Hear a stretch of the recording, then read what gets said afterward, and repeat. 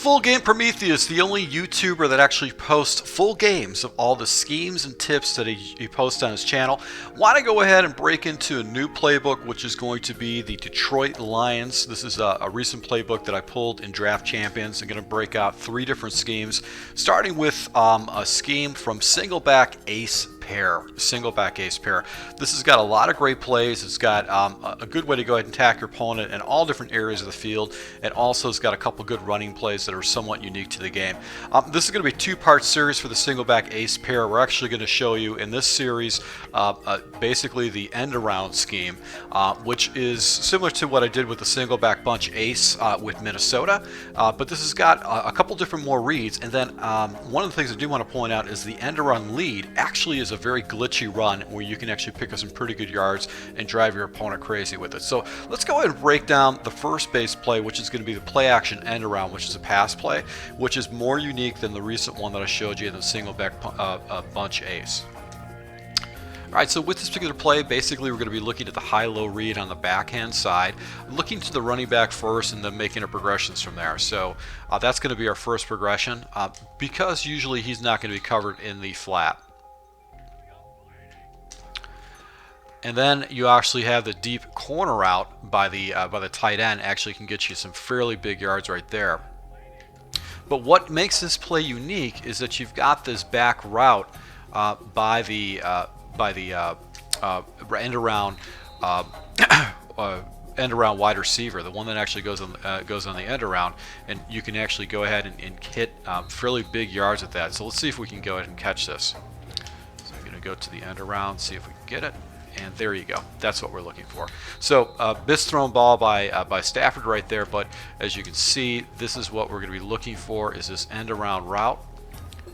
And it's just going to be like a little sneaky route that you can attack your opponent with. So I like to show instant replay in my breakdowns just so you can see.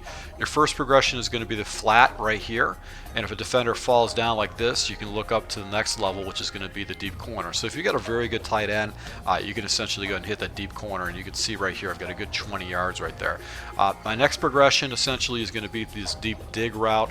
This will actually come free if you start focusing on the right side, and then obviously you've got this little, it's a weird angled route on the backside that you can attack your opponent with. So you're basically hitting all different levels of the field.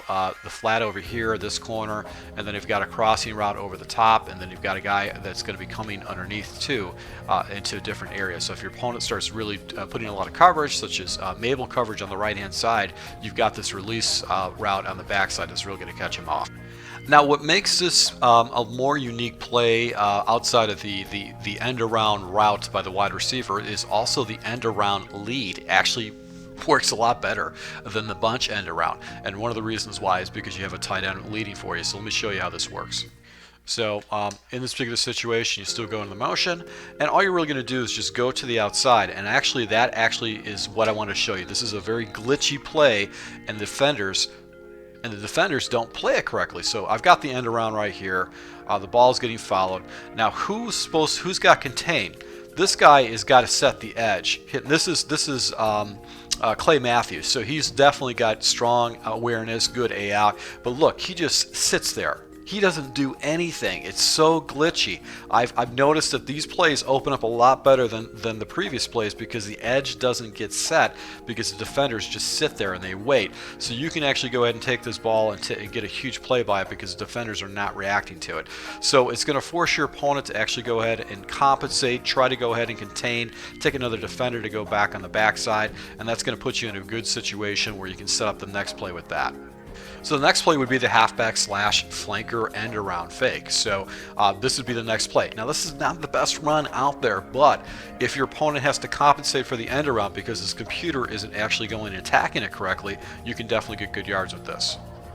So basically same look again as the regular end around, but this time you've got to run off to the right hand side. Now it didn't get a very good blocking right there. But you can see this is a very, very effective running play to go ahead and throw into the scheme. Something actually you can go ahead and make your opponent think about it and keep them honest. So you're going to be basically looking for the gaps, either between the B gap or A gap. A lot of this defense is essentially attacking very good for me. But you can see right there, I got some tough yards. And if I have an opponent that overcompensates to go ahead and take away the end around play or the end around play action, it's going to put me in a situation where I might be able to break a big run up the middle. So this is basically a play action end around scheme out of this formation. It's got basically 3 plays that you can call off a huddle that's going to make it very easy for you to go ahead and attack your opponent. So that's what I do like about it, is that you can get some fairly good yards off of it, and it's got so many things, so many wheels moving around. It's just going to be very difficult for your opponent to defend. This is going to be part 1 of the second part of the single back ace pair, primarily because I have a bunch of other base plays that I actually call that actually keep my opponent honest, and then a couple of audibles I want to show you guys. So once again, I really appreciate your support. Go ahead and hit that like button if you like these type of scheme breakdowns, and I'll be rolling out the part 2 of the single back ace pair very shortly. So thanks a lot for my subscribers, and until next time.